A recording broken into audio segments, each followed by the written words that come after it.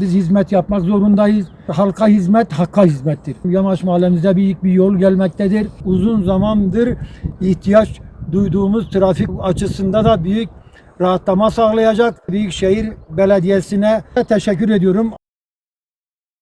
Bu yol 25 metrelik bir yol olacak. 40 sene önce konuşulan o yol demek ki bu 40 sene sonrasına nasip olmuş. Kendisine de durumu izah ettik. Burada yolun böyle olduğunu. Kendisi de projeye sağ olsun baktırdı. Bu tali yollar, bu kuşak yolları hakikaten Malatya merkezine nefes aldıran yollar. Sami Başkanımıza nezdinde Büyükşehir ekibine de teşekkür ediyorum.